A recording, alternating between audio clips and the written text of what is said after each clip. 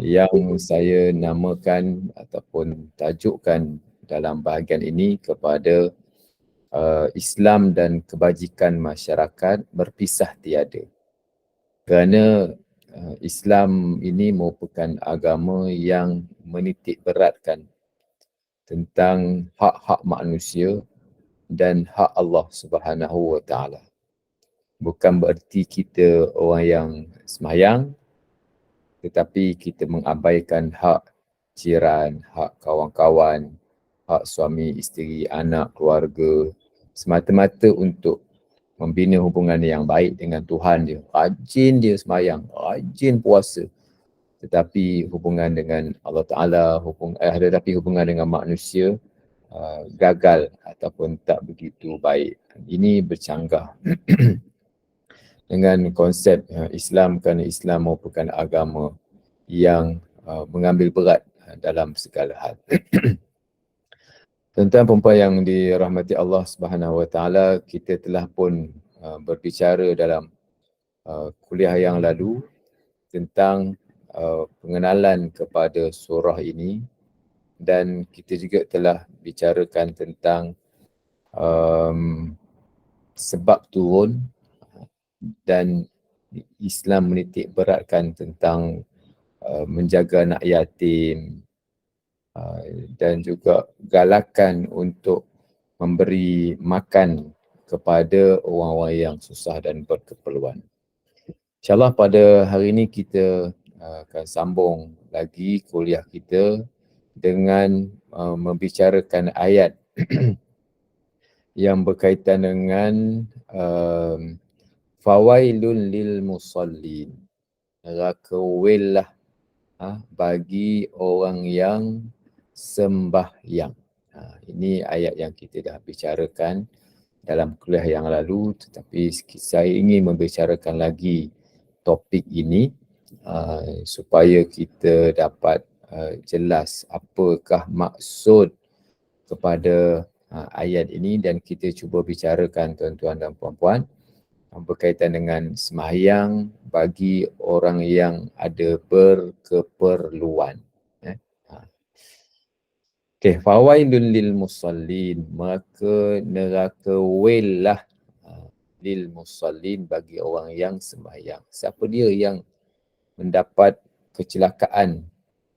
Kerana allazina hum an solatihim, yang mereka maknanya mereka lalai daripada mengerjakan sembahyang. Sebab itu perkataan lalai dari mengerjakan sembahyang. Jadi bukanlah orang yang tak khusyuk dalam sembahyang itu dianggap mendapat neraka juga, tidak. Ayat itu tak bermaksud sedemikian.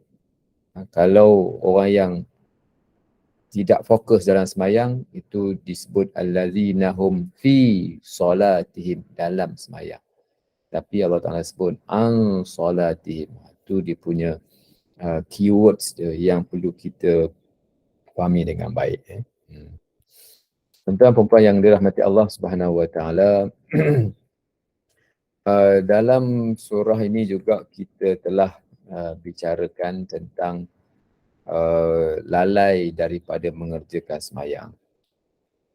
Ketika mana dalam sesi soal jawab dalam kuliah yang lalu, banyak ditanya tentang persoalan qada sembahyang dan juga persoalan sembahyang bagi orang yang ada keperluan. Sukalah saya nak menyebutkan sekali lagi bahawa sembahyang ini suatu tanggungjawab yang kita perlu laksanakan.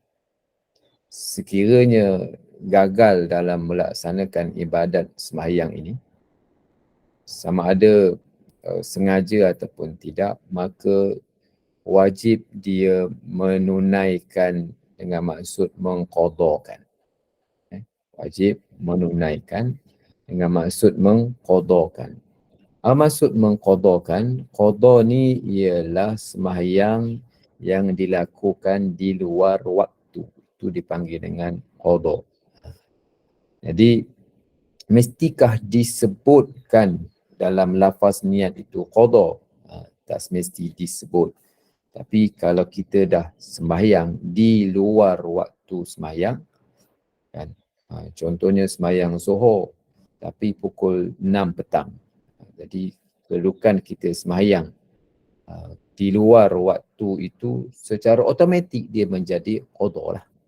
Dia menjadi qada, dan memang kita, kalau kita melakukan sembahyang di luar waktu itu, secara automatik kita akan menyempurnakan. Qada ni maksudnya menyempurnakan. Qada ni maksudnya menentukan. Apa maksud macam qadi? Saya nak sebut sikit perkataan qada ni, tuan-tuan. Kadang-kadang orang kita mungkin dia kurang jelas tentang maksud qada ni kan. Asal qada ni maksudnya menyempurnakan, dan juga qada ni maksudnya menentukan. Apa contohnya? Qadi. Qadi. Tok Qadi. Kita panggil Tok Qadi lah. Al-Qadi. Al-Qadi ni ialah orang yang menentukan sesuatu hukum. Kita panggil Tok Qadi ni nak daftar nikah je, kan?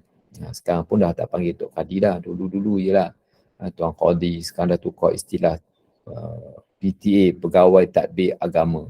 Itu istilah sekarang lah. Tak apalah, nak ceritanya perkataan qada ni maksudnya menentukan. Okay. Yang kedua ialah menyempurnakan. Qada ni maksudnya menyempurnakan.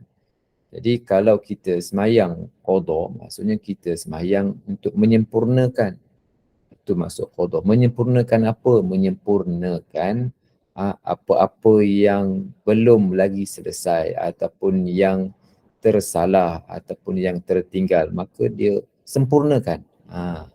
Kan? Kalau rumah dia tak cat habis, kan?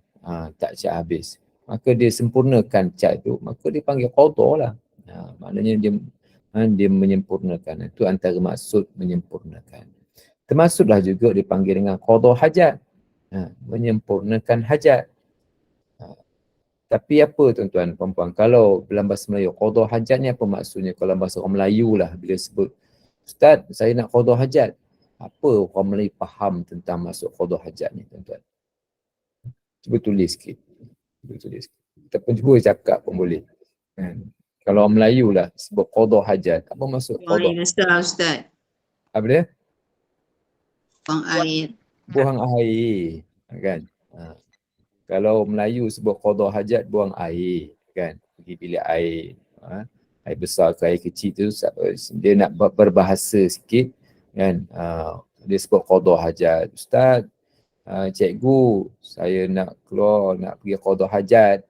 Budak-budak sekolah kan, dia nak berbahasa sikit. Kita pun nak pergi tandas. Ada yang best lagi sebab saya nak qada hajat, katanya, kan? Tapi qada hajat ni, dia bukan pergi tandas, kan? Dia adalah menyempurnakan keperluan, menyempurnakan hajatnya. Hajat yang paling besar, pada waktu kalau dia nak pergi tandas, dia nak buang air lah. Itu hajat dia, kan? Jadi tak semestinya boleh sebut qada hajat ni lah bahasa Arab. Tak semestinya qada hajat bermaknanya pergi berak, pergi kencing. Tetapi hajat, apa keperluan? Apa keperluan dia nak siap-siap barang dia apa semua, kan? Jadi itu maksud qada hajat. Tapi orang Melayu dia tak boleh pergi. Dia tak boleh pergi ke situ. Dia sebut qada hajat, dia mesti ingat berak kencing. Itu adalah satu perkataan yang tafsirkan dalam bahasa Melayu dengan tafsiran yang berbeza lah dengan maksudnya. Walaupun dia menggunakan perkataan yang sama, tetapi maksud yang diberikan oleh orang kita ni lain maksudnya. Tapi apa yang saya nak fokuskan sini, bila sebut qada itu ialah kita menyempurnakan. Jadi dalam konteks sembahyang ini, iaitu sembahyang bukan di luar waktunya, kan?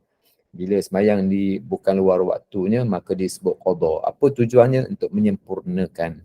Yang sepatutnya dia buat pada waktu, tetapi dia buat di luar waktu.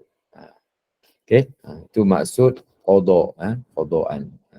Mesti tak disebut qadaan? Tak mesti disebutkan. Yang mesti dalam niat ni, kalau saya nak sebut pasal hukum fiqh lah sikit dah. Dan yang disebut dalam niat ni kena sebut usolli.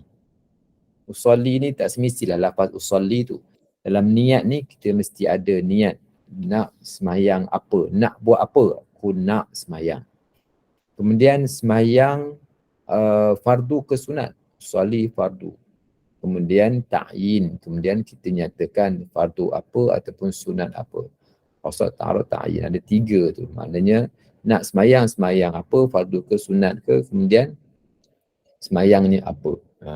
Kemudian barulah imaman. Kalau dia imam, dia nak imam lah. Kalau makmum, dia nak makmum. Kalau dia semayang dalam waktu, secara automatik dia adaan. Kalau semayang luar waktu, secara automatik kalau dia tak sebut pun dia akan jadi qadaan. Jelas kat situ? Takut-takut orang sebab ustaz saya tak sebut qadaan, ustaz sah tak semayang saya? Tapi selagi mana bila dah di luar waktu, secara automatik dia menjadi semayang qadaan. Okey. Saya juga dah menyebutkan bahawa bagaimana kita perlu untuk melakukan mengqadakan semula semayang kita yang telah lalu. Khususnya yang pada zaman dulu-dululah, yang mungkin ada kita tertinggal semayang. Zaman muda-muda dulu, zaman kecil-kecil dulu yang tidak kita ambil berat tentang soal semayang subuh ke apa ke, zaman jahiliah dululah kan. Ataupun mungkin pada waktu yang dia dalam konteks perempuan ialah mungkin dia pada zaman-zaman dulu dia kurang jelas dalam soal sembahyang dalam soal tentang suci haid ini. Suci haid. Yang sepatutnya bila dah suci dia kena qada lah sembahyang dia. Kan? Bila dah dia dah suci di hujung waktu kan, dia tak sempat nak mandi apa semua, maka kerana dia sempat bersuci pada waktu berkenaan, maka dia perlu qada kan. Itu jugalah dengan perincian dalam hukum haid ni. Saya taklah nak perincikan tentang hukum haid, tapi saya nak sebutkan tentang apabila seseorang itu kurang jelas kabur dalam persoalan suci dan dia tidak qadakan sembahyang yang mungkin dia tertinggal disebabkan oleh haid ini kan, disebabkan tempoh suci itu yang mungkin ada margin tarikh dan margin masa dan sebagainya, itu dia tak tahu je. Dah masuk kelas sahabat pencipta Al-Quran ni baru sedar. Mungkin ada ustazah-ustazah yang menyebutkan tentang hukum Quran, baru sedar. Oh, rupanya dah 30 tahun dah semayang. Banyak yang mungkin tertinggal disebabkan oleh salah faham dalam soal tarikh suci, waktu suci yang menyebabkan ada semayang yang tertinggal. Sekarang baru sedar. Maka apa yang perlu dibuat? Maka perlulah untuk mengira-ngira balik, tengok balik berapa, congak-congak balik, agak-agak berapa. Agak-agaklah, saya nak agak pun saya pun tak tahu berapa, bila masanya. Saya agak-agak bincang dengan suami, bincang dengan isteri pula, isteri bincang dengan suami lah. Suami ataupun dengan orang-orang lain lah, ataupun dengan kawan-kawannya yang lain, yang mungkin boleh untuk menjelaskan semula. Dia agak-agakkan berapa-berapa supaya dia faham dan tahu. Bila kita tahu bilangan dalam bilangan yang kita anggarkan itu, katakan 120, 130 misalnya. So ada target yang kita perlu capai.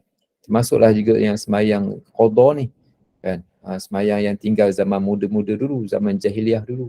Agak-agak berapa, maka perlu dibuat pengiraan supaya bimbang ni tadi, allazina hum an solatihim, mereka yang lalai daripada semayang. Bila kita dah berusia, bila semayang, maknanya sekarang lah semayang lah kan. Tapi yang dulu-dulu macam mana? Yang dulu-dulu perlu untuk dia qada. Ustaz, kalau tak selesai Ustaz, maksudnya tak dapat 150, sepatutnya dia qada 100, dapat 50 je Ustaz. Yang 100 lagi dia tak larat lah, dah meninggal lah, na'uzubillah lah kan. Dia meninggal dan tak sempat dia mengqadakan sebelum semayang. So macam mana? So kita doalah. Sebab ada pandangan ulama'.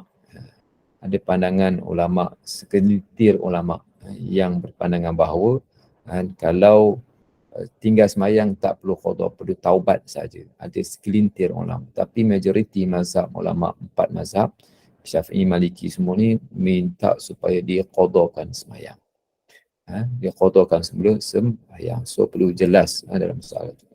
Kalau ada yang tak jelas mungkin boleh tanyalah dalam. Ada siapa-siapa nak tanya ke pasal qada semayang ni? Sebelum saya pergi kepada semayang orang yang berkeperluan. Kalau adalah nak tanya apa-apa kan.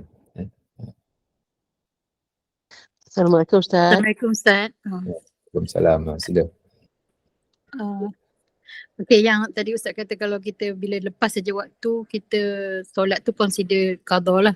Ya. Maksudnya kita tak payah niat qada, dia dah automatic qada, tapi maknanya qada pada yang waktu sebelum tu lah.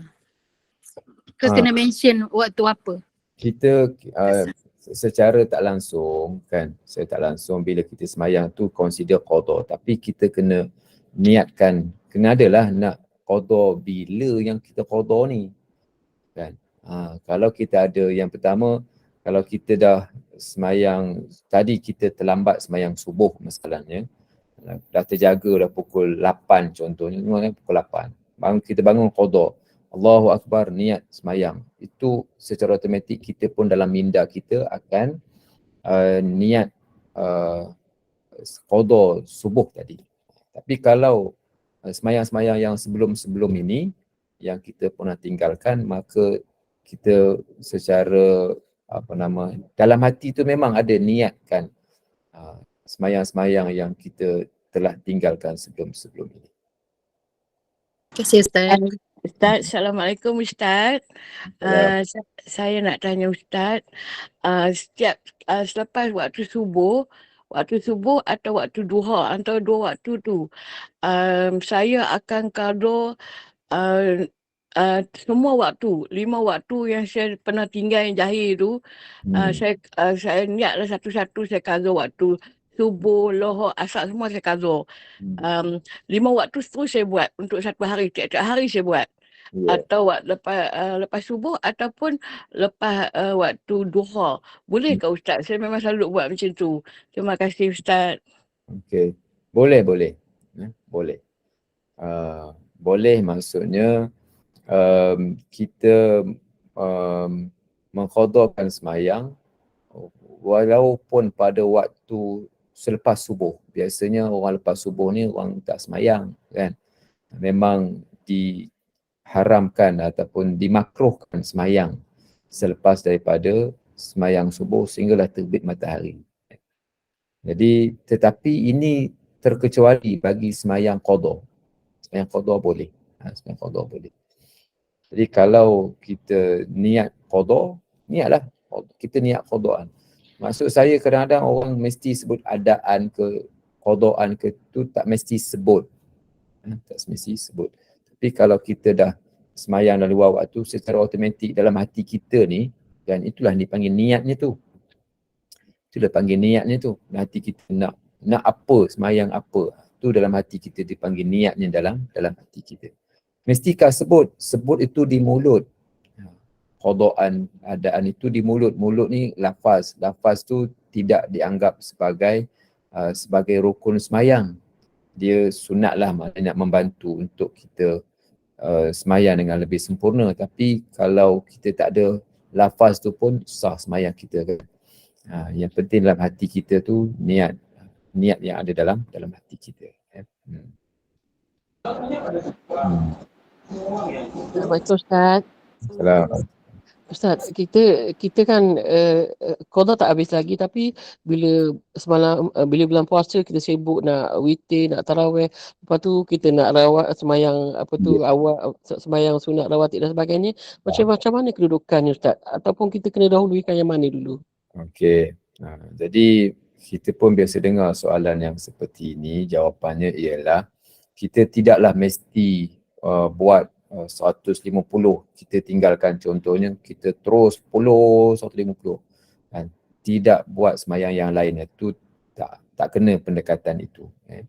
Kalau kita contohnya ada tinggallah semayang 150 semayang, hari ni kita buat sikit-sikit. Hari ni kita buat 1, esok pula. Sembahyang sunat kita buat juga, sunat apa nama ni, qabliyah zuhur, ba'diyah zuhur, kita buat macam biasa. Di samping kita tidak meninggalkan usaha qada yang dibuat itu kerana nak menunjukkan suatu komitmen kita bagi melaksanakan sembahyang-sembahyang yang tertinggal itu. Assalamualaikum Ustaz. Insya-Allah. Kalau kita biasa buat solat sunat witir kan, witir tu. Jadi satu ketika kita ni tak sempat nak buat witir tu, dah azan subuh kan. Jadi macam mana witir tu, boleh ke kita qada? Okey. Ada satu hadis yang Nabi sebutkan dalam dua keadaan. Satu keadaan apabila seseorang itu melakukan satu-satu amalan yang dia tidak dapat melakukan amalan berkenaan disebabkan oleh musafir dan juga disebabkan oleh sakit, maka diberikan pahala walaupun dia tidak melakukan amalan berkenaan seperti mana dia amalkan. Ini dalam konteks apa? Sakit dan juga musafir. Maksudnya dia boleh untuk dia akan diberikan pahala oleh Tuhan di atas sifat konsistennya itu, istiqamahnya diberikan pahala oleh Allah SWT. Okay. Dalam soalan yang ditanyakan tadi, boleh tak diqadakan sembahyang? Sembahyang sunat ni diqadakan. Contohnya ada sembahyang sunat apa nama ni, witir yang tak sempat kan. Okay. Jadi kalau amalan-amalan tu yang dah biasa dan kita nak qadakan semula, kita boleh qadakan semula. Niatkan qadakan semula di atas, contohnya dia sembahyang duha, dia tak sempat nak sembahyang duha, dia boleh sembahyang duha pada waktu yang lain kerana dia telah pun istiqamah lah sebelum ni sembahyang duha dan dia tak mau terlepas dia punya fadilat sembahyang tu, dia boleh sembahyang pada waktu yang lain. Seperti mana tu jugalah yang sembahyang witir tadi kan, witir tadi. Cumanya kalau dia tak sempat kan, tak payahlah buat 3, buatlah 1. Kalau tak sempat juga, tengok jam tak sempat juga, bacalah qul huwallah saja kan. Kalau tak sempat juga, taklah baca qul huwallah, baca Fatihah saja. Masalahnya kan, supaya kita taklah mudah-mudah untuk mengambil, tak apalah aku qadalah nanti kan. Tapi kita boleh susun masa kita begitu supaya kita dapat menyempurnakan semampu yang mungkin pada waktunya. Okey ya Puan? Ya Puan Aizat. Okay, terima kasih Ustaz. Saya nak tanya, sebabnya saya dengar, saya ni selalulah bertengkar dengan cucu saya. Saya kata kalau subuh. Saya kata subuh, kalau dah lepas pada waktu, awak tak boleh lah nak baca terus niat subuh sebab dah pukul 8, pukul 9 mestilah qada. Tapi dia kata ada ustaz dia belajar, dia kata boleh. Itu yang saya nak tanya dengan ustaz tu. Macam mana kedudukannya? Apa nama ni? Soalan ya. Subuh. Waktu subuh. Kalau dah lepas pada waktu subuh, macam dia jaga, dia bangun pukul 8, pukul 9, dia kata tak apa, terus je niat macam biasa, dia kata. Saya belajar tak gitu, saya kata. Saya beritahulah dengan cucu saya, dia kata ustaz dia cakap gitu, dia kata. Tu saya nak pastikan dengan ustaz. Jadi betul lah kan. Maksud niat macam biasa, niat tu apa sebenarnya kan? Kalau lafaz niat, lafaz itu tak mesti sebut qadaan ataupun adaan, lafaz itu. Tapi kalau niat secara tak langsung memang ada dalam hatinya, itu memang akan ada. Hatinya bila dah semayang di pukul 8 pagi, secara otomatik lah hatinya, niatnya itu nak semayang qada yang lalu. Yang dimaksudkan tidak perlu sebut itu ialah tidak perlu sebut lafaz. tidak perlu sebut lafaz qadaan ataupun adaan. Tapi niat secara automatik bila dia nak semayang, bukan pada waktunya, yakni pada pukul 8 pagi, secara tak langsung dia sedang melakukan semayang pada luar waktunya dan itulah qadaan. Okay. Jelas kan? Ya jelas. Terima kasih Ustaz. Sama-sama. Assalamualaikum Assalamualaikum, warahmatullahi wabarakatuh, Ustaz. Saya nak tanya, Hmm. apa ni kalau yang kita qada tu, maknanya tiap-tiap waktu kita qada apa ni semayang yang samalah. Jadi apa ni kita lepas semayang fardu, kita terus qada, kemudian baru buat ba'diyah. Macam mana lepas apa? Lepas fardu, semayang fardu, Okay. katalah Zuhur kan, Okay. kita apa ni buat qada Zuhur, Mhm. kemudian kita buat ba'diyah. Ke Ya. macam mana? Boleh, Ya. mana-mana boleh. Mana-mana boleh. Ba'diyah dulu, baru qada pun boleh juga. Mana-mana pun boleh. Mana-mana boleh Oh, Okey. Mana tiap-tiap waktu lah kita qada kan, senang kan. Kalau kita tak pasti berapa banyak yang kita tertinggal kan, maknanya kita sentiasa qada dia sampailah akhir hayat. Boleh saya? Yang baiknya pastikan berapa, agak-agak berapa supaya ada target. Kan? Ada target. Nanti bincanglah dengan suami, bincanglah dengan siapa-siapa. Dulu agak-agaknya bilalah. Agak-agaknya bila. Ya, masa zaman muda-muda kan, remaja. Muda dulu, zaman remaja. Agak supaya ada target. Tidaklah mayang qada, mayang bila, apa. Kan? Supaya lebih jelas. Lebih jelas. Ya. Okey, terima kasih. Assalamualaikum. Assalamualaikum Ustaz. Kalau kita nak qada semayang, waktu Zuhur kita qada waktu Zuhur, boleh? Tiap-tiap waktu tu lah, boleh? Boleh. Nak qada waktu Zuhur pun boleh, nak pada waktu lain pun boleh. Boleh. Okay, terima kasih. Assalamualaikum warahmatullahi wabarakatuh, Ustaz. Assalamualaikum. Kita sudah biasa melazimi solat sunat Isra' setiap hari. Ada yang menegur kami, katanya dia akan menjadikannya wajib bagi kita. Solat sunat Isra' tu tak perlu dilakukan hari-hari, bila kita ada masa baru buat. Adakah betul? Tak betul. Terima kasih. Tak betul. Buat benda tu hari-hari lagi bagus.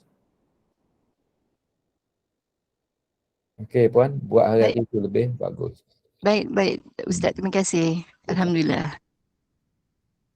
Assalamualaikum Ustaz. Assalamualaikum. Ni lain sikit lah ni Ustaz. Saya. Kita semayang sunat tahajud. Ya. Sedang semayang sunat tahajud, tiba-tiba azan. Macam mana Ustaz? Kita nak berhenti ke nak teruskan? Teruskan semayang bagi habis. Okey. Dan ringkaskan semayang lah. Ringkaskan semayangnya, taklah baca wadduha dah, kan. Maknanya kita ringkaskan semayang. Kalau nak baca surah pun inna a'tainah je lah. Nak habiskan semayang. Okey, terima kasih Ustaz.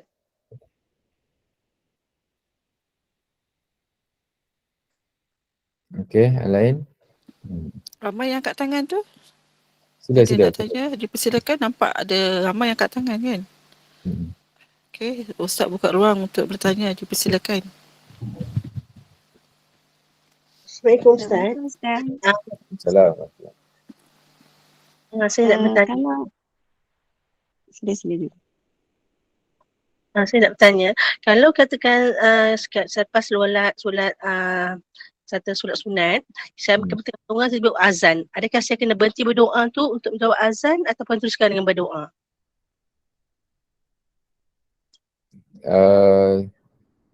Waktu azan kita sedang doa, gitu? Betul. Okey, waktu azan kita doa, utamakan untuk menjawab azan. Doa tu kita kemudiankanlah. Okey, terima kasih Ustaz. Sama. Ustaz, saya cuma nak bagi situasi, katalah ibu kita meninggal, kemudian pakcik kita kata awak 5 beradik ni buatlah peruntukan kodokkan sembahyang untuk ibu awak ni sebulan. Apa nama, yang saya dengar kita boleh kodokkan puasa tapi bukan sembahyang, tapi sebenarnya macam mana Ustaz? Terima kasih. Yang boleh kita bantu untuk qada puasa. Semayang ni kita tak boleh bantu untuk qadakan untuk orang lain, walaupun untuk ibu lah. Tapi kalau puasa boleh, qada semayang tak boleh untuk kita bantu qada semayang orang lain. Baik, jadi saya kena terangkanlah dekat pakcik tu yang untuk sembahyang memang tak dibenarkan lah. Dalam agama kita tak begitu. Tapi kalau sampai nak bergaduh dengan dia tu tak payahlah. Kan? Iyakan je lah. Iyakan. Orang panjang cerita pula, bergaduh adik-beradik. Kan? Jadi payah cerita. Ya je lah. Kan? Tapi selain daripada kita qada semayang tu, kita mendoakanlah untuk ibu. Mudah-mudahan diampunkan dosanya disebabkan oleh mungkin pada masa tu dia tak tahu. Kita mendoakanlah yang terbaik untuk mak kita. Itu je lah yang kita boleh buat. Ya, setuju. Terima kasih banyak Ustaz. Assalamualaikum. Assalamualaikum Ustaz. Waalaikumsalam. Saya ingin bertanya tentang solat jamak. Antara dua solat itu perlu tak iqamat?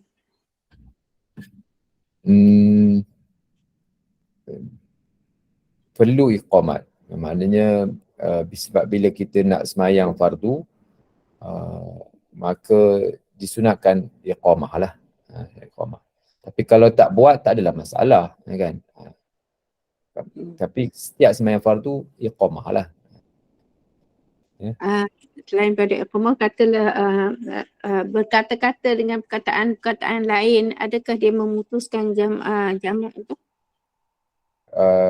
Kalau lama dia pergi sembang pula, kan? Tapi kalau kata mana kawan kita ni, dia lambat ni, kan? Maknanya dia tunggu kawan-kawan dia nak ambil semayang, tanya mana dia kawan-kawan kita, tak sampai lagi ke? Kita consider tu sekejap lah, kan? Tapi kalau mana duk sembang lagi, tadi dah pergi sembang panjang pula sembangnya.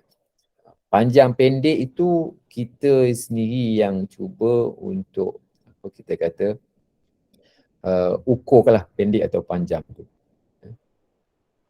Baik, terima kasih Ustaz.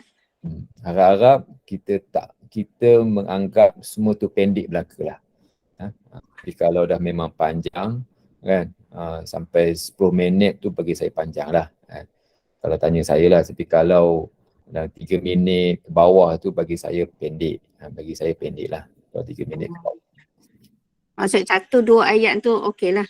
Maknanya kalau 1-2 ayat ni, mana kawan kita ni tak ada lagi ni, mana dia? Kan? Dia tengah ambil semayang tu. Tak apa, semayang dulu lah. Itu boleh lah. Tapi kalau sampai lebih pada 3 minit tu, kalau tanya saya, consider panjang lah kot. Panjang lah. Tapi kalau 10 minit tu confirm panjang. Baik, faham Ustaz. Terima kasih. Sama. Sila yang lain.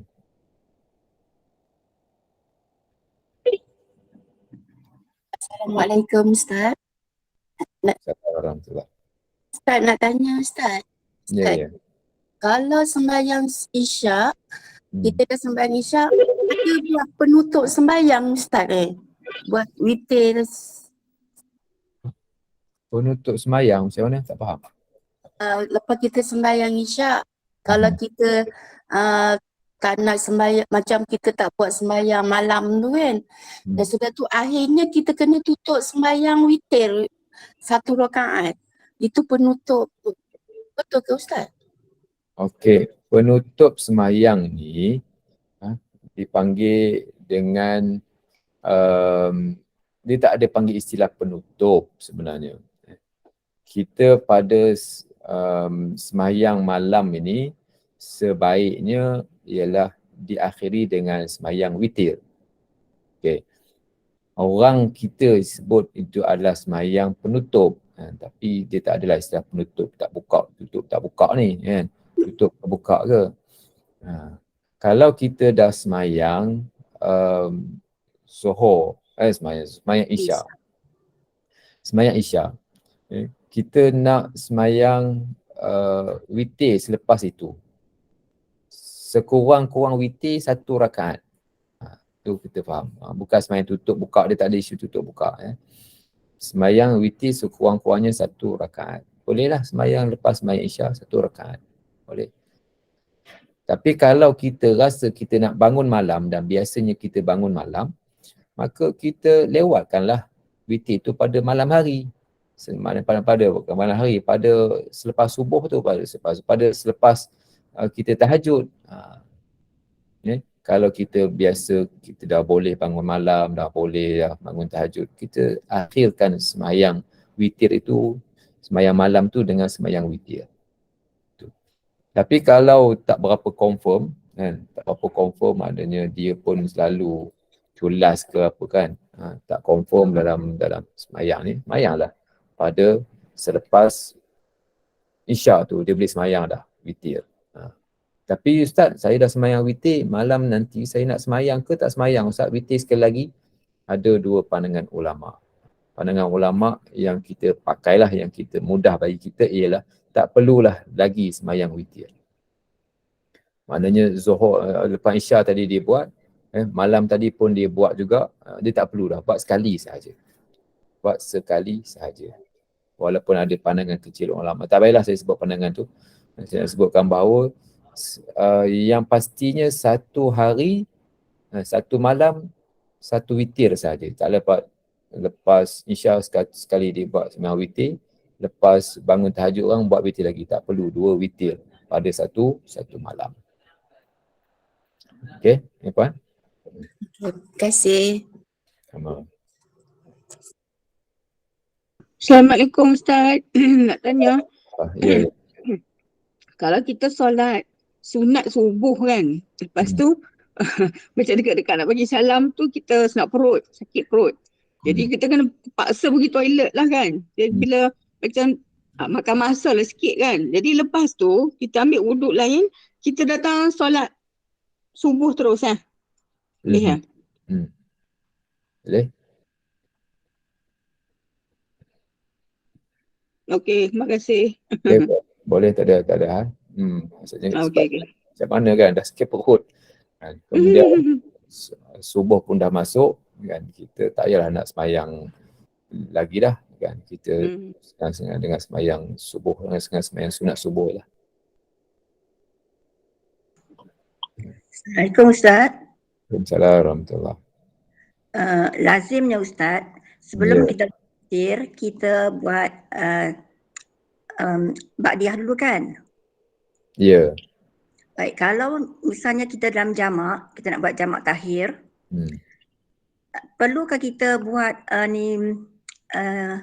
ba'diyah tu sebelum kita buat witir? Selepas tu kita sebab jamak misalnya jamak takhir ni kita nak masukkan maghrib ke dalamnya. Okey, begini. Kalau semayang sunat witir ini dilakukan selepas ba'diyah Isyak kan. Selepas semayang Isyak lah kan. Dan selepas semayang Isyak tu maksudnya selepas semayang ba'diyah. Tapi kalau dia tak nak buat ba'diyah, dia nak semayang witir terus, boleh ke tak boleh? Boleh? Boleh. Sebab apa? Sebab ba'diyah tu pun sunat. Kalau katalah kita nak buat maghrib pula Ustaz, selepas Isyak tu, boleh tak kita buat witir? Jamak takdim lah ni. Ya. Jamak takhir dalam waktu Isyak. Okey, kalau jamak takhir dia tak ada isu. Sebab memang semayang maghrib, semayang witir selepas daripada semayang Isyak. Kalaulah dia semayang Isyak jamak pada pukul 10 malam, semayang maghrib, kemudian semayang Isyak jamak, kemudian dia terus semayang witir tanpa ba'diyah, boleh, tak ada masalah. Oh, maknanya tak perlu dia buat selepas Isyak, dia buat maghrib tu. Sebab kita apa maksudnya tu? Saya tak faham. Sebenarnya jamak takhir ni kita dahulukan Isyak dulu kan. Okey, semayang sekejap. Semayang jamak takhir ni boleh kita sama ada kita mendahulukan maghrib dulu ataupun isya dulu. Boleh, dua-dua boleh. Ya, Nak ya. semayang isya dulu pun boleh, nak semayang maghrib dulu pun boleh. Itu tak ada masalah. Jadi maknanya misalnya lah, saya ambil isya dulu, Okey. lepas tu saya semayang maghrib, lepas tu saya buat witir. Macam tu. Macam itulah. Baik, terima kasih Ustaz. Alhamdulillah. Assalamualaikum Ustaz. Bukankah kalau nak buat solat witir tu lebih afdal buat ba'diyah isyak? Bukan macam tu ke Ustaz? Sebaiknya gitulah. Lepas tu baru kita buat witir kan? Ya, betul. Sebaiknya begitu. Tapi kalau dia tak nak buat semayang ba'diyah, boleh tak boleh? Boleh, sebab semayang tu pun sunat. Ya, sunat. Tapi dia lebih afdal buat yang ba'diyah isyak tu kan? Betul, Sebab betul. ni kita waktu sebelum subuh kita boleh solat. Betul. Witir. Setuju. Macam tu Ustaz? Betul. Okey, Tapi, terima kasih. tapi kalau orang tanya saya, kan, boleh tak boleh? Boleh. Kalau afdal, apa yang afdal? Afdalnya buatlah. Dia ada dua. Satu boleh tak boleh. Yang kedua afdal tak afdal. Dua-dua tu benda yang berbeza. Kalau orang tanya saya pakai semayang, pakai kain pelekat, boleh tak boleh? Boleh. Siapa tak boleh pula? Sebab dah menutup aurat. Tapi kalau orang tanya semayang, takkan kau semayang tak pakai baju, pakai kain pelekat je. Sah lah semayang. Afdal tak afdal? Tak afdal lah. Macam gitu. Sebab takkanlah semayang pakai kain pelekat je, baju tak pakai. Gitu. Okey Ustaz, terima kasih. Sama. Assalamualaikum Ustaz. Waalaikumsalam warahmatullahi. Ustaz, saya nak tanya tentang solat isyraq kan. Saya ada dengar Ustaz kata isyraq ni ialah awal duha. Ya. Jadi jika sekiranya pada hari itu saya solat isyraq je, jadi tapi saya terlepas solat duha, adakah dikira saya telah solat duha juga? Isyraq dan duha ni dia ada dua pandangan ulama dalam perkara ni. Ada orang kata semayang isyraq tu lah duha, dan ada yang kata isyraq tu lain dan duha tu lain. Jadi bila ada dua pandangan ni, pilihlah mana-mana pandangan yang kita selesa dengan pandangan itu. Kalaulah kita nak buat dua-dua, boleh silakan. Kalau kita dan, buatlah dua-dua. Kalau kita tak dan, buatlah satu. Dah semayang isyraq je, kita buat semayang isyraq. Kemudian kita pun sibuk kerja pun tak apalah. Kan? Begitu. Maknanya kita berlapang dadalah dalam perkara ni, sebab di situ memang ada dua pandangan ulama dalam bab semayang isyraq ni. Assalamualaikum Ustaz. Assalamualaikum Ustaz. Waalaikumsalam warahmatullahi. Saya nak sambung yang pertanyaan jamak tadi ni, jamak takhir antara maghrib dan isya. Ya. Selepas tu dia ada kawan kita tanya buat sembahyang ba'diyah kan, isya. Kita boleh juga buat ba'diyah maghrib Ustaz. Ba'diyah maghrib lepas tu ba'diyah isya. Boleh tak Ustaz? Boleh. Baik, terima kasih. Sama-sama.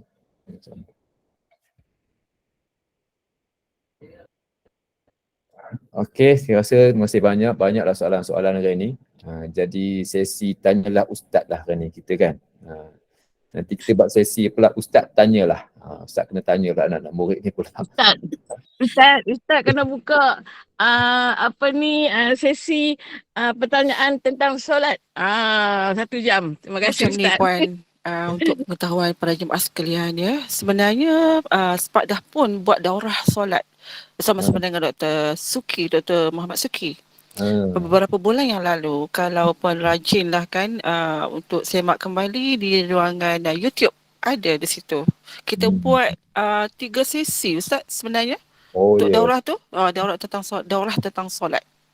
Terperinci di situ. Yalah, mungkin boleh tengok rakaman dan Terima kasih Puan, terima kasih. Ya Puan Nuraini. Kalau Puan rajin tengoklah dekat situ, dekat YouTube tu ada. Ada memang ada. Kita Spark dah buat pun. Ya, Ustazah, saya dah pernah mengikutinya. Kan? Puan Haizan. Ya, ya. Saya dah mengikutinya. Ya, betul. Puan Haizan pun dah follow tu. So, tak apalah, terima kasih banyak di atas semua soalan-soalan yang tadi kemukakan. Cuma kadang-kadang Ustaz bagi saya lah, tentang solat ni memang komplit sikit kan, sebab kadang-kadang kita ni datang perasaan was-was kan. Sah ke solat aku selama ini? Diterima oleh Allah ke solat aku selama ini? Betul ke cara solat aku selama ini? Solat ni memang ibadah yang paling penting sangat sebenarnya. Kita rasa kita dah perfect dah, betul dah buat solat kan? Itulah masalahnya. Bisikan-bisikan syaitan. Nak lebih yakin tu. Ya? Dia nak lebih yakin, nak firm. Dia nak yakin lagi. Aku buat ni betul-betul lah kata yang sebenar-benar yang dia ikut kehendak. Yang betul lah dalam ibadah solat ni kan. Okey, terima kasih banyak. InsyaAllah kita kita rasanya setakat itu saja Ustaz ya untuk topik perbincangan kita pada pagi ini. Ya, insyaAllah kita jumpa sesiap. Okey. Rasanya ada lagi ke yang angkat tangan? Nak tanya? Nak tanya. Boleh. Belah satu soalan, saya ada mesyuarat. Okey Ustaz, maaf. Okey, Ustaz bagi satu soalan saja. Okey. Ustaz, Assalamualaikum. Ustaz, nak tanya kalau kita musafir, kita dah tak boleh buat sembahyang jamak. Perjalanan aja kita boleh buat sembahyang jamak. Habis kalau kita dah sampai rumah orang tu, kita dah tak boleh buat musafir ke Ustaz? Oh, panjang ni Puan, saya nak jawab soalan ni. Saya ada mesyuarat ni. Sebab soalan tu panjang nak cerita tentang apa hari.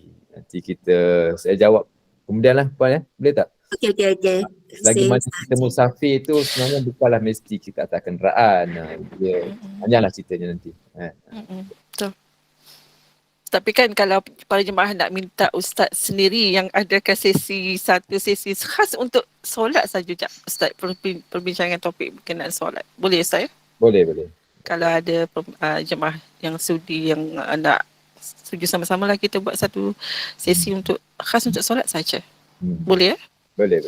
InsyaAllah kami akan berbincang dengan pihak pengurusan SPAK lah nanti Ustaz ya, dan para jemaah sekalian. Alhamdulillah, jazakallah khairan al-Fadhil Ustaz Dr. Muhammad Faizal ya atas sudah berkongsi ilmu melalui tadabbur surah Al-Maun ini, iaitu surah yang ke-107 mengenai mereka yang berkeadaan lalai daripada menyempurnakan solatnya, iaitu celaka besar bagi orang yang lalai daripada menyempurnakan solatnya, kerana solat yang sempurna ialah tiang penegak agama ya, kerana dengan ketiadaannya akan sia-sialah amal ibadat yang lain. Dan janganlah kita mengerjakan solat kerana mengharapkan pujian seperti orang munafik yang cenderung malas dalam solat. Dan menjadi kewajipan kita lah sebenarnya untuk mentadabbur soal surah suci Al-Quran ini, dan semoga kita diberikan kefahaman yang sahih dalam memahami syariatnya dan manfaat buat kita semua bagi mengambil pengajaran dan ibrah daripadanya. Terima kasih semua sudi duduk sama-sama hingga ke akhir majlis ini, dan kita tutup dulu Ustaz ya dengan tasbih kafarah dan solat. Silakan Ustaz. Subhanakallahumma bihamdika asyhadu an la ilaha illa anta astaghfiruka wa atubu ilaik. Bismillahirrahmanirrahim. Al-'asri innal insana fi khusr illa alladhina amanu wa 'amilus salihati wa tawassaw bil haqqi wa tawassaw bis sabr. Assalamualaikum warahmatullahi wabarakatuh. Waalaikumsalam warahmatullahi wabarakatuh. Jumpa lagi Ustaz sekalian. Jumpa lagi semua.